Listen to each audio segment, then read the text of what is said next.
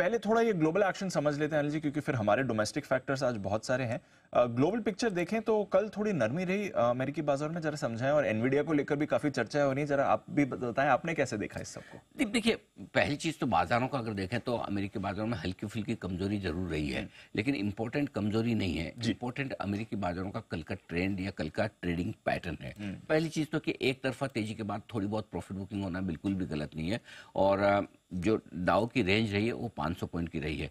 So main चीज क्या है कि कल बड़े दिनों बाद, आपको याद होगा एक दिन पहले 100-125 पॉइंट की डाउ की रेंज, उससे पहले 150-200 पॉइंट की रेंज। तो पहली चीज जो इंपॉर्टेंट अमेरिका में दिखी है वो कि ट्रेडिंग रेंज थोड़ी सी बड़ी होना, यानी कि थोड़ी सी वोलेटिलिटी बढ़ने के संकेत अमेरिकी बाजारों से आ रहे हैं, जो न सिर्फ डाउ में, एक वक्त तो 500 पॉइंट कमजोर था, ऊपरी से 500 पॉइंट करीबन करें, लेकिन एक अच्छी रिकवरी और इस रिकवरी के बाद, सो ऐसे अगर आप डाउ को मिनट टू मिनट बेसिस पे देखें तो स्ट्रेस में आ जाए, लेकिन बेहतर यही कि डाउ को रोज सुबह उठ के देखना चाहिए कल बंद कहाँ हुआ है। तो बंद होते थे सिचुएशन काफी बेहतर थी, नैस्डैक 350-400 पॉइंट करीबन कमजोर था, तो रिकवरी काफी अच्छी हो गई। सो ओवरऑल अगर आप देखें तो एक तरफा तेजी हुई है, और एक तरफा तेजी के बाद थोड़ी सी प्रॉफिट बुकिंग आती दिखी है। और इस प्रॉफिट बुकिंग का कारण क्या है?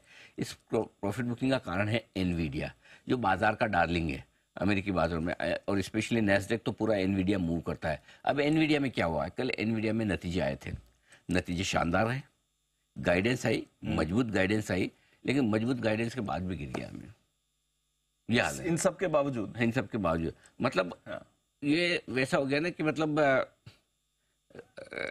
क्या बोलना चाहिए, इतनी अच्छी नंबर्स फिर भी, हाँ मतलब वो गाइडेंस भी अच्छी है, नंबर तो अच्छे हैं, लेकिन उसके बावजूद मतलब वो कोई गर्लफ्रेंड नहीं होती जो वो कहते हैं कि भाई मेरे लिए चांद तारे ला सकते हो, वो बोला हाँ मैं ले आऊंगा, हमारी टीम गाना वो हाँ तो मैं चांद तारे तोड़ लाऊंगा, तो बोले 1-2 नहीं 16-17 लेके आओ, है ना, विकी कौशल साहब का गाना है, तेरे वास्ते में फलक से चांद लाऊंगा, 16-17 सितारे, मतलब 1-2 से काम नहीं चलेगा। और इतना करोगे, इतना सब करने के बावजूद, इतने बढ़िया रिजल्ट देने के बावजूद, इतना बढ़िया गाइडेंस देने के बावजूद एनवीडिया से लोग दुखी हो गए।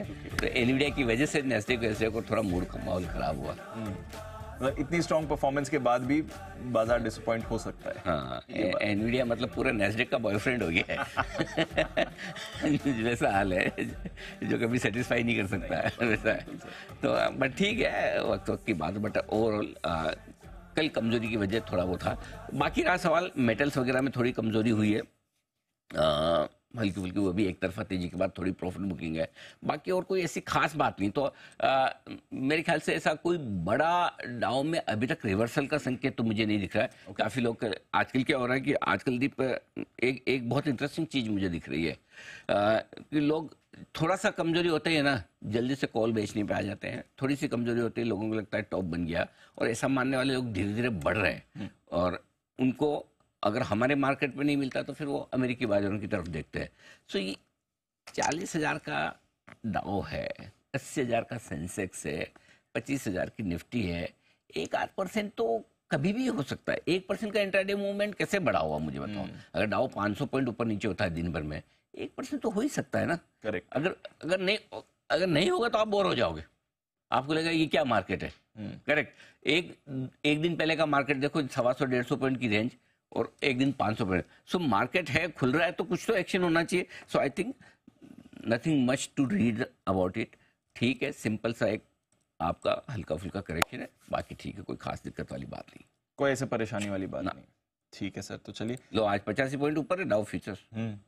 डाउ फ्यूचर्स तो ठीक है, वो एनवीडिया नैस्डैक खराब कर रहा है, बस ठीक है। और नैस्डैक के फ्यूचर्स भी थोड़े से शायद नीचे आज गए 1% कम, बट ठीक है, कोई ऐसी दिक्कत नहीं। 7% वेटेज है S&P में एनवीडिया के। अच्छा चलिए, ये तो रही ग्लोबल बात। अब हमारे बाजार